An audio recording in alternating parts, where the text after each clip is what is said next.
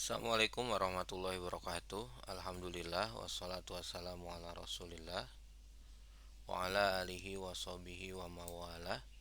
Asyhadu an la ilaha illallah wahdahu la syarikalah wa asyhadu anna Muhammadan abduhu wa rasuluhu la nabiyya ba'dah. Rabbi shrali sadri wa yassirli amri wahlul 'uqdatam min lisani yafqahu qawli. Amin ya rabbal alamin. Sahabat taklim sekalian, alhamdulillah kita bisa berjumpa kembali saat ini untuk kembali bersama-sama membaca hikmah-hikmah yang ada dari kitab Al-Hikam. Dan sekarang kita sudah sampai ke hikmah yang kesembilan. Tanawwa'at ajnasul a'mali litanawwu'i waridatil ahwali. Ada beraneka warna jenis amal perbuatan, ajnasul amal, jenis-jenis amal perbuatan, litanawu'i, karena bermacam-macam pula, waridatil ahwali, pemberian karunia Allah yang diberikan kepada hambanya. Jadi amal perbuatan itu banyak macamnya. Ada ternyata kitabnya kan. Saya pernah gitu, ditegur sama guru saya, Pak, saya tuh nggak bisa zikir lama, nggak bisa baca kitab terus, nggak bisa jadi penceramah gitu, nggak bisa mimpin pesantren, belum bisa. Karena di kepala saya ya orang soleh itu seperti itu, memiliki pesantren, mengaji, mengajar, berzikir, menasehati orang lain, memberikan inspirasi untuk ibadah. Iya, mereka itu adalah orang soleh, tetapi bukan itu saja cara untuk merasakan nikmat ibadah.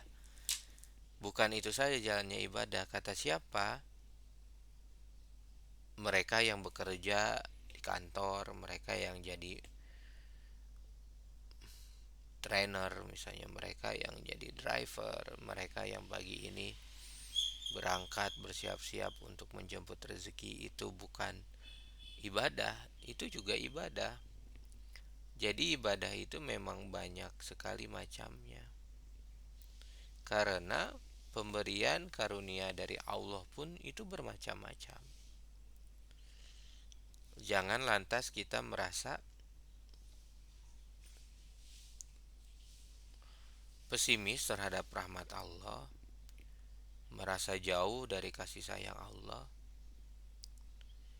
hanya karena kita tidak bisa beribadah seperti orang soleh yang kita definisikan sendiri.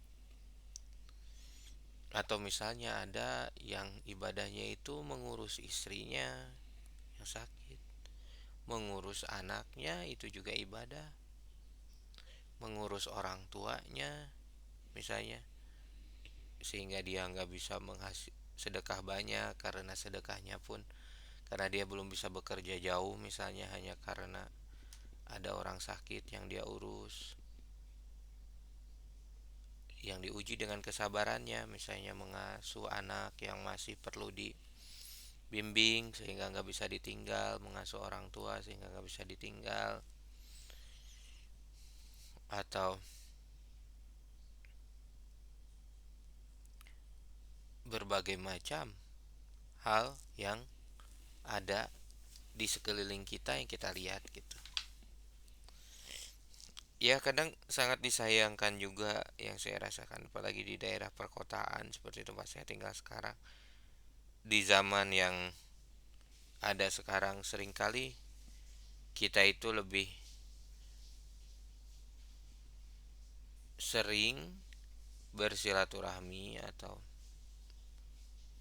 berkunjung gitu ke orang-orang yang kita anggap mulia.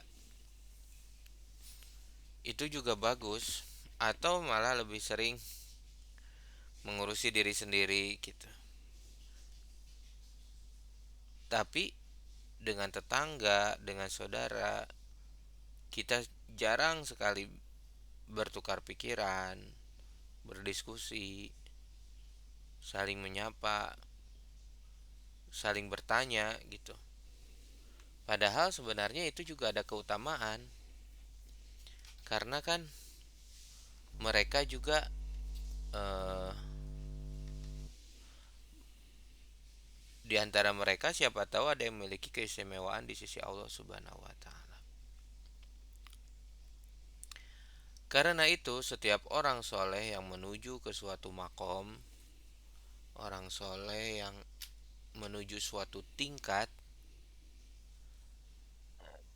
harus mengerti dalam ibadah yang mana ia rasakan nikmat ibadah.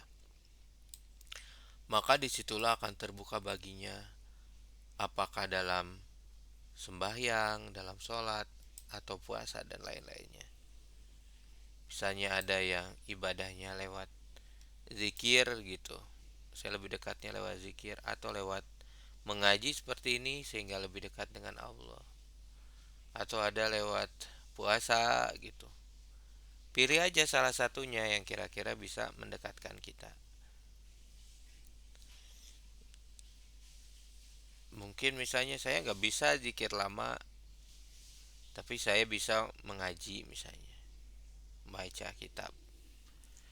Atau saya nggak bisa membaca kitab, saya bisanya sholat dan puasa. Itu juga bisa jadi jalan kita untuk taqarrub, untuk dekat dan merasakan kenikmatan ibadah.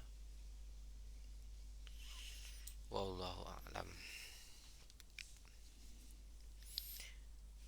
Di hikmah yang ke-10, Syekh Ibnu Athaillah menjelaskan al-a'malu suratun qaimatun wa arwahuha wujudu sirril ikhlasi fiha. Al-a'malu, amal perbuatan itu, suratun qaimah, sebagai kerangka yang tegak. Jadi frame-nya itu amal, tiangnya bangunan itu amal.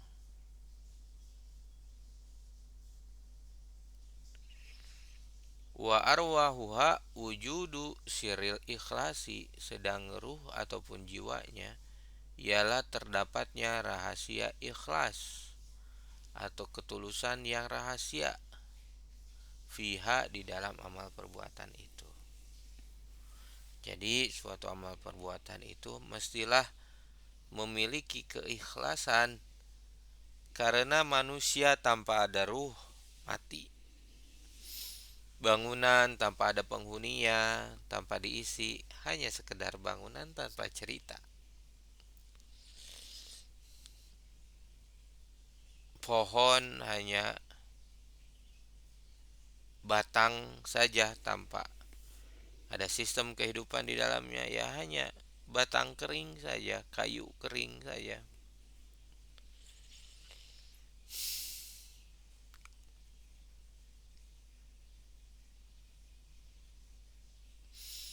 Keikhlasan seseorang dalam amal perbuatannya menurut tingkat kedudukannya. Maka keikhlasan orang abror, orang yang ahli ibadah, apabila amal perbuatannya itu telah bersih dari riya. Abror itu ada dalam surah, ada di dalam surah, salah satu surah di juz 30 atau juz 29 gitu. Jadi kita jangan sampai ada rasa riya meskipun samar. Sedang tujuan amal perbuatan mereka selalu hanya pahala yang dijanjikan oleh Allah kepada hambanya yang ikhlas, hanya mencari pahala dari Allah. Dan ini terambil dari ayat Iyyaka na'budu, hanya kepadamulah kami menyembah, dan tiada kami mempersekutukan engkau dalam ibadahku, dan ini kepada suatu yang lain. Jadi jangan sampai kita ada rasa ria selembut apapun, sesamar apapun,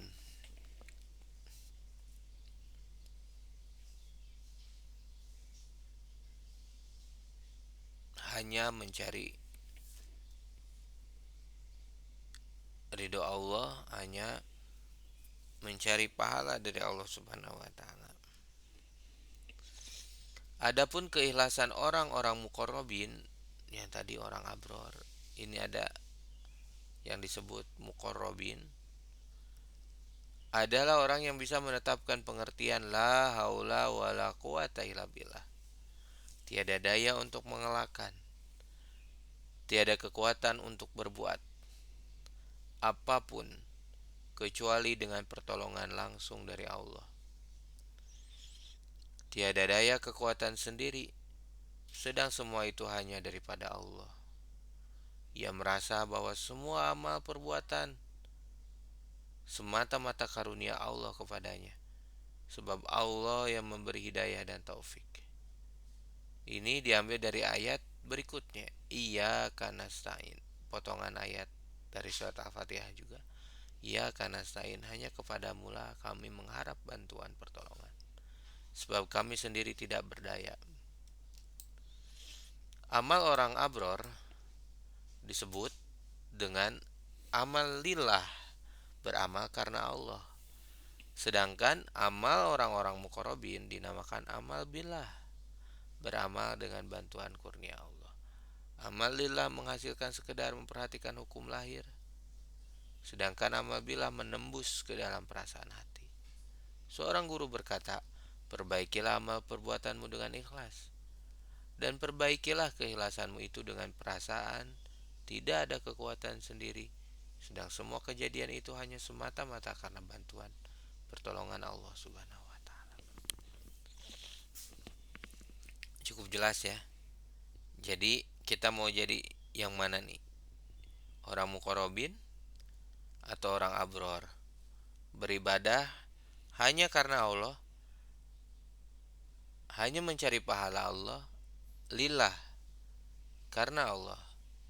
Tetapi atau menjadi seorang muqarrabin yang amal billah, yaitu beramal dengan bantuan karunia Allah.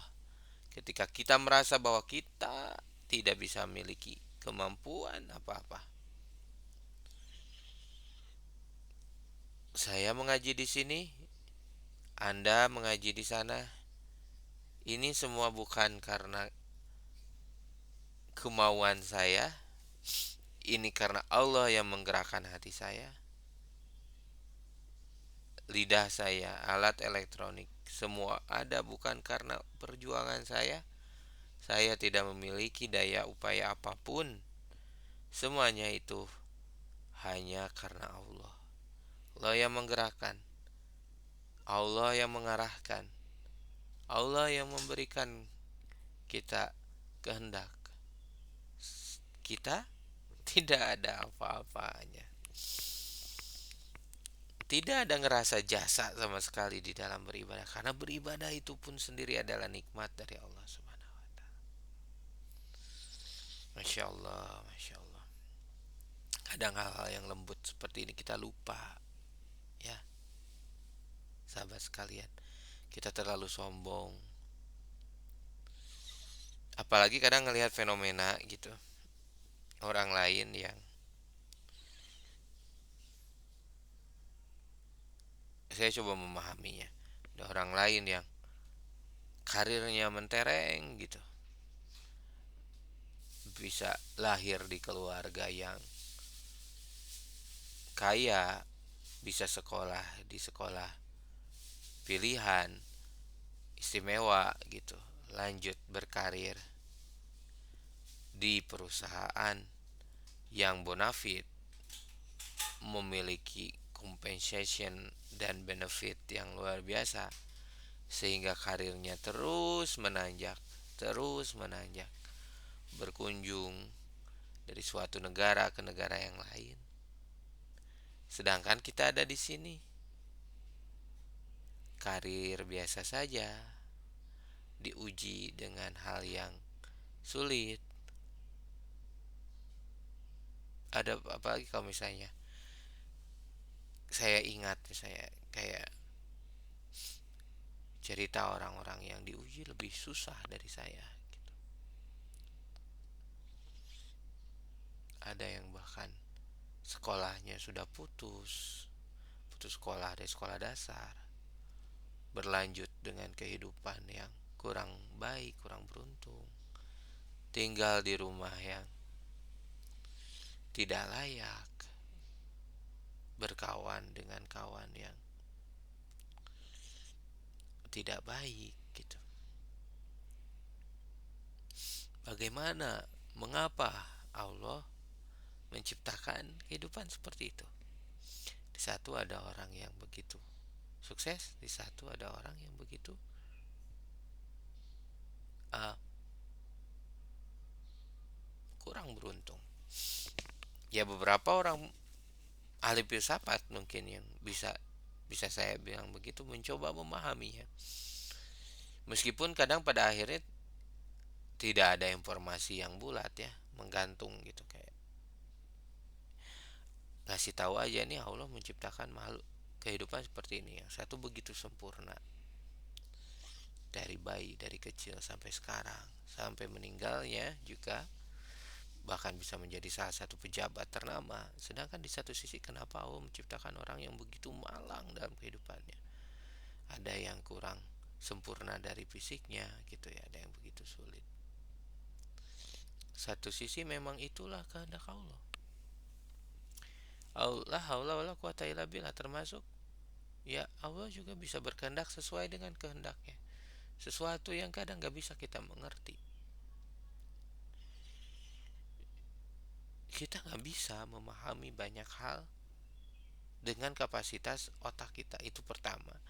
Sehingga ya dengan segitu sebenarnya selesai gitu. Jadi semuanya emang sudah Allah atur.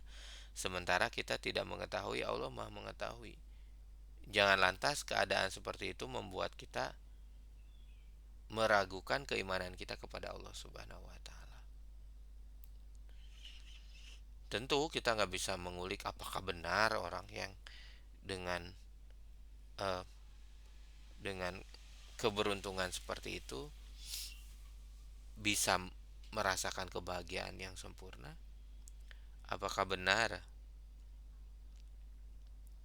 mereka juga kelak di akhirat apa yang mereka jalani itu bisa mendatangkan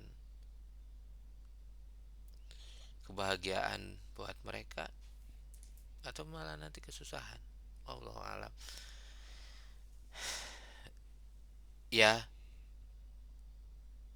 yang bisa saya lakukan begitu sedikitnya ya, saya dipaham begitu sedikitnya pemahaman yang saya miliki. Dan sementara sekarang mungkin sebaiknya kalau kembali lagi pada hikmah yang sebelumnya, jangan sampai kenikmatan yang diberikan oleh Allah Subhanahu wa taala membuat kita iri sehingga kita lupa atas nikmat yang Allah Subhanahu wa taala berikan kepada kita. Jangan sampai kita merasa bahwa kita itu sudah cukup kok diberikan oleh Allah Subhanahu wa taala. Adapun kehidupan orang lain memang bukan gak mikirin, tapi memang kita sepertinya saat ini saya belum memiliki kemampuan yang cukup. Kecuali misalnya saya memiliki kewenangan gitu, aparat pemerintahan, atau mungkin suatu saat saya bisa memberikan saran gitu, apa program apa yang bisa diberikan. Yang bisa saya ingat sekarang ya mungkin kita itulah fadilah dari sedekah, zakat, supaya kita bisa berbagi dengan sahabat-sahabat dan rekan-rekan kita yang kurang beruntung. Baik, sahabat sekalian, itu hikmah yang ke-9 dan yang ke-10. Mohon maaf gak bisa panjang pembahasannya. Segala kekurangan itu berasal dari diri saya sendiri. Oleh karena itu silakan jika ada kritik dan saran disampaikan. Dan mudah-mudahan Allah Subhanahu wa taala bisa senantiasa, pasti bisa senantiasa membimbing kita, astagfirullah, senantiasa membimbing kita dalam keikhlasan, menjadikan kita umat yang muqarrabin, juga abror, sehingga kita tidak jumawa dengan amal ibadah kita. afu minkum. Wassalamualaikum warahmatullahi wabarakatuh.